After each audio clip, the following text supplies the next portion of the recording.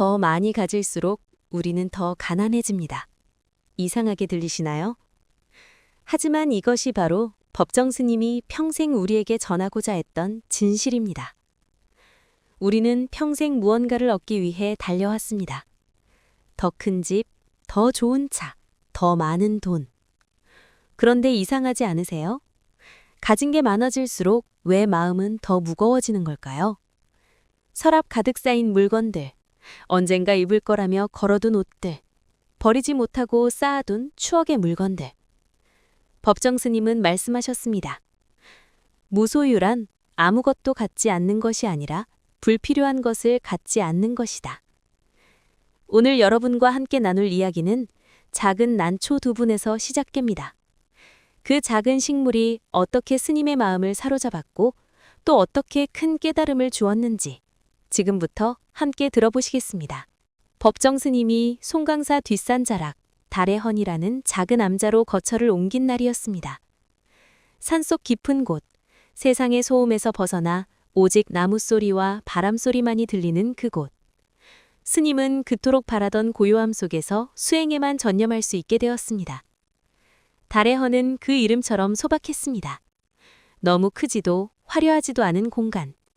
필요한 최소한의 것들만 갖춘 채 스님은 그곳에서 진정한 평화를 느꼈습니다. 이제 아무것도 나를 방해하지 않겠구나. 스님은 그렇게 생각하며 맑은 공기를 들이마셨습니다. 새벽 예불을 드리고 경전을 읽고 차를 마시며 사색하는 단순한 일상. 그것이면 충분했습니다. 아니, 충분하다고 생각했습니다. 창밖으로 보이는 소나무들은 사계절 한결같이 푸르고 작은 마당에는 이름 모를 들꽃들이 소박하게 피어났습니다. 스님은 그 소박함이 좋았습니다. 인위적이지 않고 꾸미지 않은 자연 그대로의 모습. 이곳에서는 정말 아무것도 필요 없겠어. 하지만 스님은 아직 몰랐습니다. 진정한 무소유가 얼마나 어려운 것인지를. 어느 화창한 봄날 오후, 한 후배 승려가 달의 헌을 찾아왔습니다. 스님, 새로운 거처로 오신 기념으로 작은 선물을 준비했습니다. 그의 손에는 난초 두 분이 들려 있었습니다. 연한 분홍빛 꽃잎을 가진 춘란이었습니다. 우아한 자태로 고개를 숙인 난초는 그야말로 고귀한 아름다움 그 자체였습니다. 이렇게 아름다운 것을? 스님은 난초를 받아들며 감탄했습니다. 난초 특유의 은은한 향기가 암자 안을 가득 채웠습니다. 마치 속세의 때가 묻지 않은 순수함을 간직한 듯한 그런 청아한 향이었습니다. 후배 승려는 웃으며 말했습니다. 평소 스님께서 난을 좋아하신다 들어서 중개했습니다. 이 난초가 스님의 수행에 좋은 벗이 되길 바랍니다.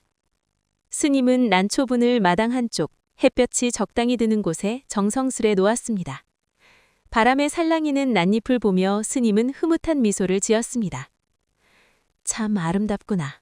이 작은 생명이 이곳에 생기를 불어넣어 주겠어. 그날 저녁 스님은 난초를 바라보며 차를 마셨습니다. 달빛 아래 은은하게 빛나는 난초는 마치 달을 벗삼아 대화하는 선비의 풍류 같았습니다.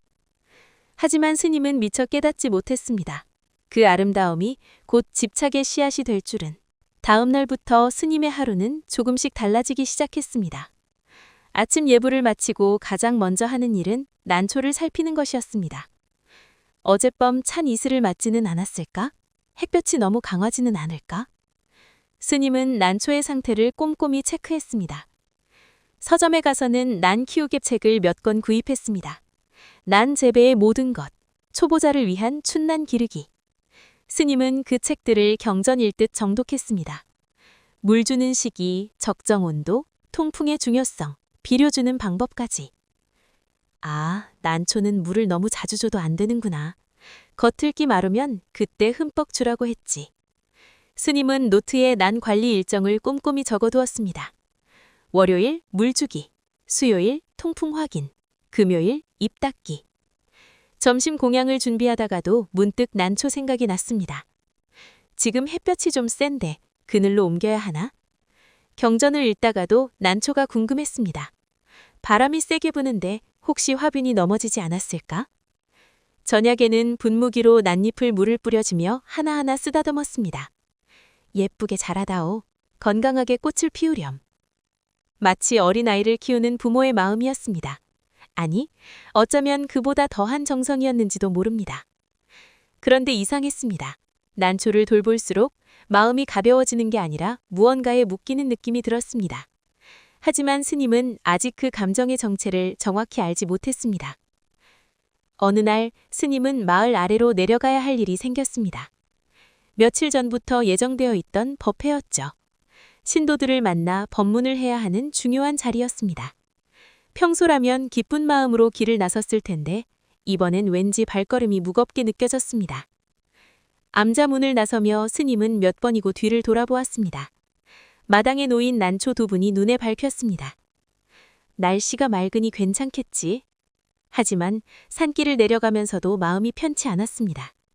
하늘을 올려다보니 구름이 조금씩 끼기 시작했습니다. 혹시 비가 오려나? 난초에 빗물이 고이면 뿌리가 썩는다던데. 법회장에 도착했지만 스님의 마음은 온통 달에 안에 있었습니다. 신도들의 질문에 답하면서도 차를 마시면서도 계속 난초 생각뿐이었습니다. 스님, 괜찮으세요? 안색이 좋지 않은데. 한 신도가 걱정스럽게 물었습니다. 스님은 아무렇지 않듯이 웃었지만 속으로는 계속 난초가 걱정되었습니다. 지금쯤 햇볕이 너무 강하지 않을까? 오늘따라 바람도 세게 부는데 화분이 넘어지면 어쩌지? 법문을 하는 동안에도 마음 한구석이 불안했습니다. 평소 같으면 신도들의 얼굴을 보며 마음을 다해 이야기했을 텐데 오늘은 자꾸만 산 위가 신경 쓰였습니다. 내가 왜 이러지? 고작 난초 2분 때문아. 스님은 자신의 마음 상태가 이상하다는 걸 느끼기 시작했습니다.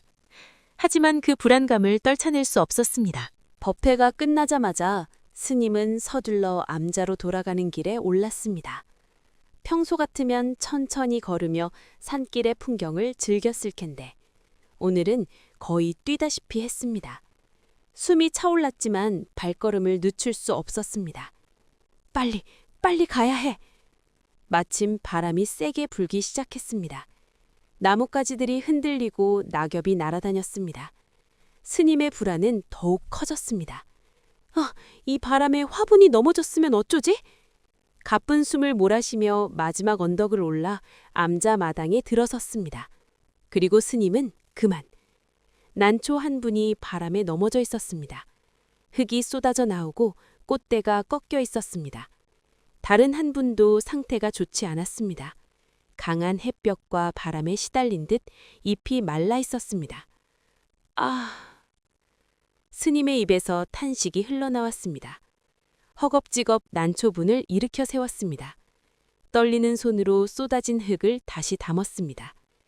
바로 그 순간 스님은 깨달았습니다. 나는 지금 무엇을 하고 있는가? 왜 이렇게 허둥대고 있는가? 숨이 차고 땀이 흘렀습니다. 마음은 온통 불안과 걱정으로 가득했습니다. 이것이 과연 수행자의 모습인가? 난초를 껴안고 앉아있는 자신의 모습이 갑자기 우스워 보이기 시작했습니다. 하지만 동시에 무언가 잘못되었다는 걸 직감했습니다. 이건 집착이구나. 스님은 즉시 난초를 살리기 위한 응급처치에 들어갔습니다. 먼저 넘어진 난초의 뿌리를 조심스럽게 확인했습니다. 다행히 뿌리는 크게 다치지 않았습니다. 하지만 꺾인 꽃대는 돌이킬 수 없었습니다. 스님은 상처 부위를 깨끗이 정리하고 새 흙을 보충했습니다. 물을 주어야 할까? 말아야 할까? 책에서는 뿌리에 충격을 받은 식물은 당분간 물을 주지 말라고 했습니다. 아니나 시든 잎은 수분 부족 신호라고도 했습니다. 스님의 손이 분무기와 물뿌리개 사이를 오갔습니다. 머릿속이 혼란스러웠습니다. 평소 같으면 침착하게 판단했을 텐데 지금은 아무 생각도 나지 않았습니다. 결국 잎에만 가볍게 물을 뿌리고 그늘진 곳으로 옮겼습니다. 다음 날 아침, 스님은 더 큰 실망을 마주했습니다. 난초의 잎은 더 말라 있었고 꽃봉오리들도 시들기 시작했습니다. 아니, 왜 이러는 거지?